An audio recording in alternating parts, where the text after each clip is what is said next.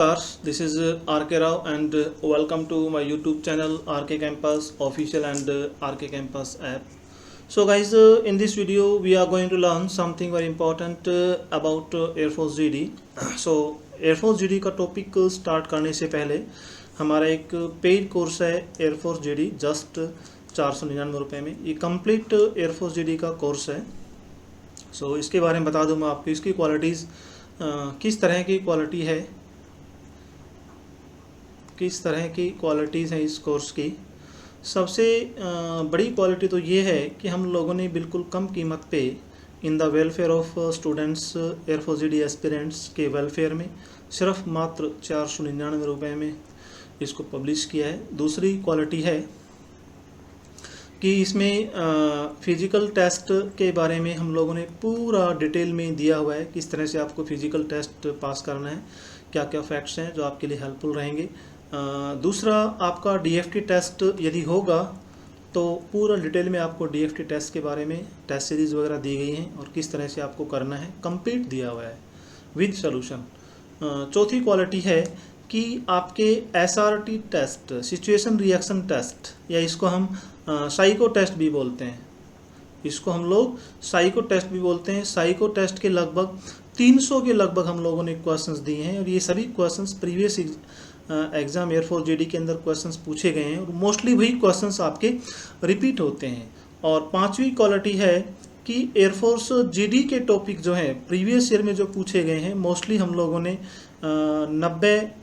90 to 100 topics जो है ना, इसमें हम लोगों ने कोर्स के अंदर सेट किए गए हैं. तो आपका एक टॉपिक 100% आपको मिल जाएगा. ये मोस्टली टॉपिक्स जो हैं वो प्रीवियस ईयर के हैं. सो यदि आप चाहते हैं पूरा कोर्स लेना तो अपने मोबाइल के प्ले स्टोर से डाउनलोड कीजिएगा RK कैंपस ऐप और वहाँ से एयरफोर्स GD का कोर्स आप स्टोर में जा करके आप वहाँ से खरीद सकते हैं. So now I'm going to start my topic and my GD topic is problem with the Indian education system. तो आपको किस तरह से टॉपिक स्टार्ट करना है ये मैं आपको बताने जा रहा हूँ.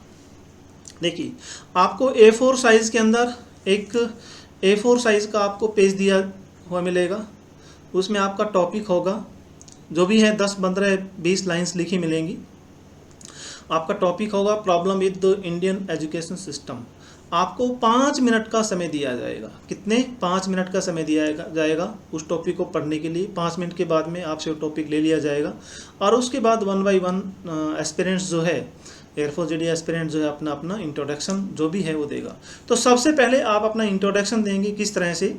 जैसे I और M का आप कॉन्ट्रैक्शन करके बोलेंगे दिस इज, जैसे आम दीपक from Alwar.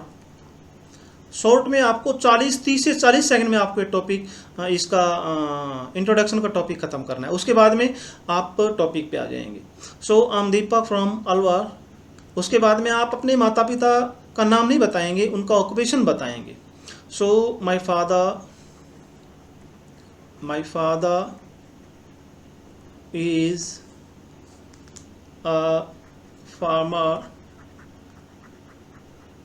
and my mother is a housewife. उसके बाद आप कह सकते हैं कितने भाई बहन हैं. वी और आर का कॉन्ट्रैक्शन करके आप लिखोगे. We are 2 siblings.